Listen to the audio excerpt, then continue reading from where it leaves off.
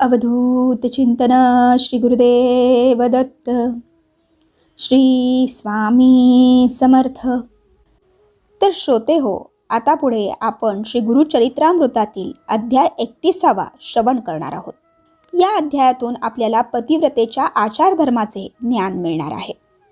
चला तर मग 31 अध्याय श्रवण करूया. ओम श्री गणेशाय नमः. श्री सरस्वते नमः. श्री गुरुभ्यो नमः. श्री कुलदैवताय नमः. तर श्रोते हो, सिद्धयोगी नामधारकाला म्हणाले, नामधारका, पतीच्या अकाली निधनामुळे शोकाकुल झालेल्या त्या स्त्रीचे सांत्वन करताना त्या ब्रह्मचारी तपस्व्याने स्त्रियांचा जो आचारधर्म सांगितला तो मी तुला सांगतो, तू लक्षपूर्वक ऐक. तो ब्रह्मचारी त्या स्त्रीला म्हणाला, पती जिवंत असताना किंवा त्याचे निधन झाले असता स्त्रीने काय काय करावे व काय करू नये ते मी सविस्तर सांगतो. तुला जे पसंत असेल ते तू कर. याविषयी स्कंदपुराणातील काशीखंडात एक कथा आहे, ती मी तुला सांगतो. एकदा नारद मुनी फिरत फिरत विंध्य पर्वताकडे गेले. नारदांना पाहताच विंध्याने त्यांचे उत्तम स्वागत केले.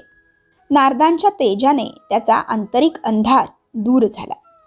तो म्हणाला, मुनिवर्य, आज आपल्या आगमनाने मी धन्य झालो आहे. माझे पूर्व पुण्यच आज फळाला आले. विंध्याचे हे बोलणे ऐकून नारद मुनी जरा संचित झाले. त्याने मोठ्यांदा सुस्कारा सोडला. विंध्याने विचारले, देवर्षी, आपण कसली चिंता करत आहात? नारदांनी विचार केला, आता याला जरा डिवचलेच पाहिजे. नारद मुनी म्हणाले, अरे विंध्या, तू खूप उंच आहेस हे खरे, पण सर्व पर्वतात मेरू पर्वत आधी उंच आहे. तू त्याच्या इतका उंच नाहीस, त्यामुळे मेरू पर्वत तुझा अपमान करतो आहे. त्यामुळे मी संचित झालो आहे. तुला हे सांगण्यासाठीच मी आज येथे आलो होतो. असे सांगून नारद मुनी आकाशमार्गाने निघून गेले. नारद मुनी निघून गेले आणि विंध्य पर्वत अत्यंत उद्विग्न झाला, क्रोधित झाला. अहंकाराने तो ग्रासला. मेरू पर्वताचा तो द्वेष करू लागला. सूर्य मेरू पर्वताला सर्वश्रेष्ठ समजून रोज त्याला प्रदक्षिणा घालतो काय, पाहतोच आता, असा विचार करून तो उंच उंच वाढू लागला की जणू आपल्या शिखराने आकाशाचा अंत करावयास निघाला. सूर्याचा मार्ग थांबला, त्यामुळे पूर्वेला व उत्तरेला राहणारे लोक सूर्यांच्या किरणांनी भाजून निघाले. दक्षिण व पश्चिम दिशेला सगळा अंधार. लोकांना सूर्य दिसेना, त्यामुळे सर्व यज्ञयाग बंद पडले. पंचयज्ञ कर्माचा लोप झाला, त्यामुळे त्रैलोक्याचा थरकाप उडाला. सर्व देव भयभीत झाले. आता काय करावे, हे संकट कोण दूर करणार, असा प्रश्न त्यांच्या पुढे उभा राहिला. मग इंद्रादी सर्व देव ब्रह्मदेवाकडे गेले.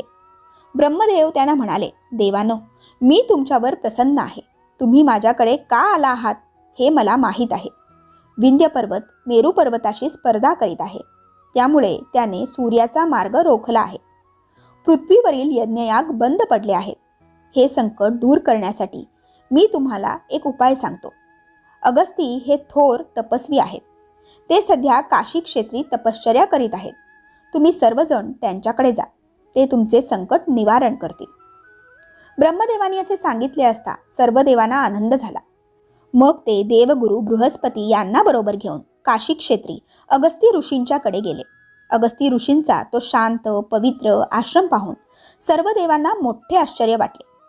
अगस्ती ऋषींनी सर्व देवांचे उत्तम स्वागत केले. त्यावेळी सर्व देवांनी अगस्तींची व खास करून त्यांची पत्नी लोपामुद्रा हिची खूप प्रशंसा केली. देव म्हणाले, मुनिवर्य, आपण सर्व ऋषी मुनींमध्ये श्रेष्ठ आहात. आपण त्रैलोक्यज्ञानी आहात.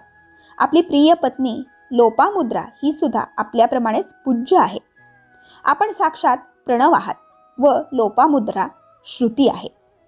आपण मूर्तिमंद ताप आहात तर ती क्षमा आहे.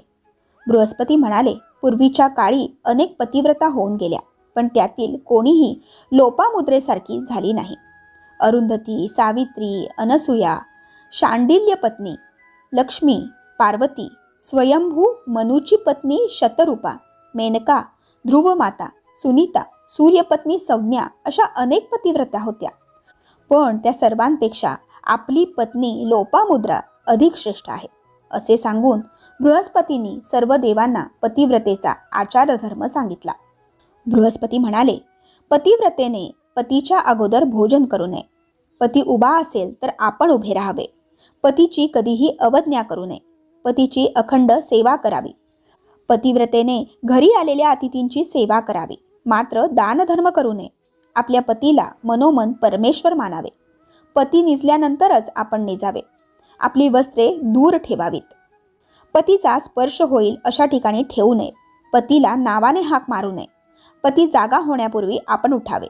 सडा समार्जन करावे. आपल्या पतीची नित्य पूजा करावी. पती घरी असताना साजशृंगार करावा. पण पती परगावी असताना साजशृंगार करू नये. पती रागावला तरी आपण कठोर बोलू नये. उलट उत्तर देऊ नये. पती बाहेरून घरी परत आला असता पतिव्रतेने हातातील काम बाजूला ठेवून त्याला सामोरे जावे. त्याला काय हवे काय नको ते विचारावे. पतीला विचारल्याशिवाय घराबाहेर जाऊ नये. जावे लागले तर परपुरुषाचे मुखावलोकन करू नये.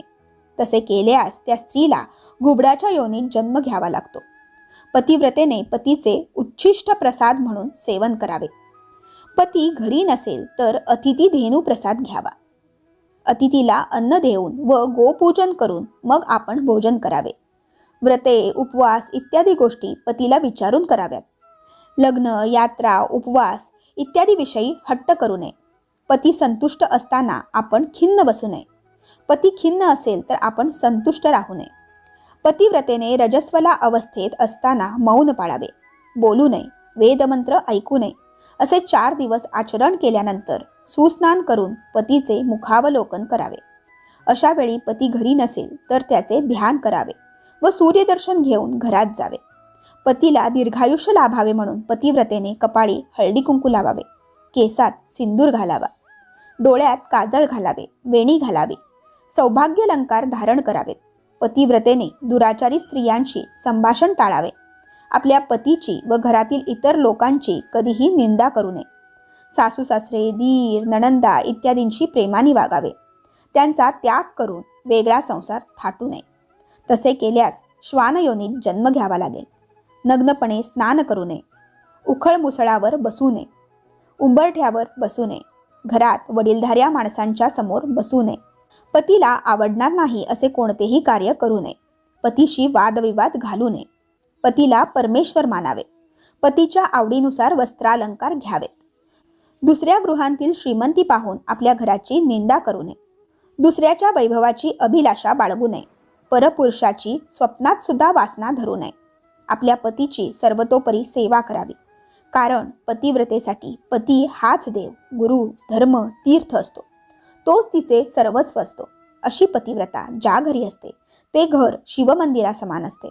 पतिव्रतेच्या अशा आदर्श आचरणामुळे तिच्या माहेरच्या 42 पिढ्या उद्धारून जातात. अशी पतिव्रता पुरुषाला शतजन्मातील पुण्याईनेच लाभते. अशा पतिव्रतेमुळे 4ही पुरुषार्थांची प्राप्ती होते. अशी पतिव्रता ज्या घरी नाही तेथे पुण्यकर्मे घडत नाहीत.